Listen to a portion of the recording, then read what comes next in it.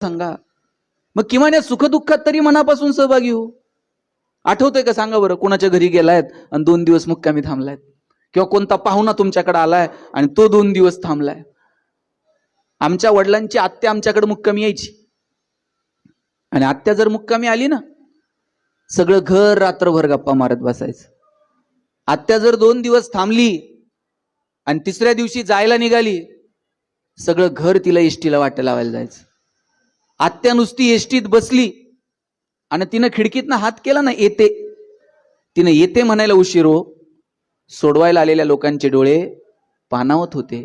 एवढी माणसं भावनिक होती. आता लोक अंत्यविधीला जातात, तिकडं प्रेत जळत असतं आणि इकडं लोक मोबाईलमध्ये खेळत असते. कधी उरकतोय कुणाच ठाऊक म्हणतात. भावना शून्य झालो आम्ही. नात्यांमध्ये सुखदुःखात सहभागी होण्यामध्ये सुद्धा निव्वळ औपचारिकता उरली. या औपचारिकतेच्या पलीकडे जाऊन एकमेकांना मनापासून भेटा, एकमेकाच्या सुखदुःखात मनापासून सहभागी व्हा. कोण बिझी नाही? ते सगळेच बिझी झालेत. परवा तर एक जण मला म्हटला, मी इतका बिझी आहे, मला श्वास घ्यायला वेळ नाही. म्हणलं सोडून दे, श्वास घ्यायला वेळ नाही, आपण जगतो कशासाठी? वेळ द्या. जोपर्यंत स्पर्श येत ना, तोपर्यंतच नाती आहेत.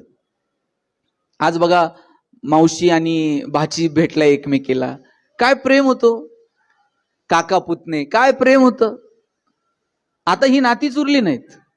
आपल्याकडे म्हण होती, आई मरो आणि मावशी उरो. तेवढं मावशीचं प्रेम असायचं.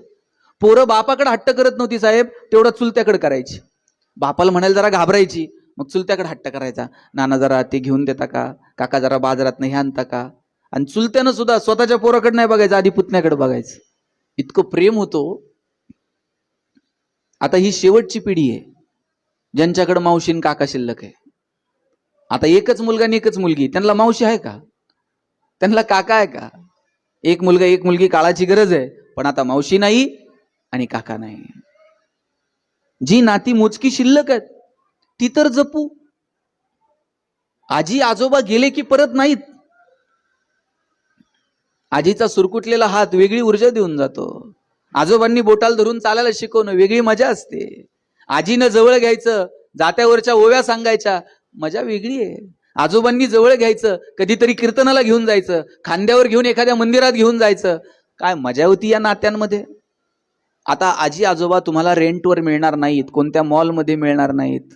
आजीनंच गोधडी करायची असते, आजीनंच ते स्वेटर पहिलं विणायचं असतं. आजीची सगळी दुनियादारी, सगळा संसार आता उरकलेला आहे. आजीची शेवटची मैत्रीण जर कोण असेल ना, तर तिची नात असते. आणि नातीला अजून जग बघायचंय.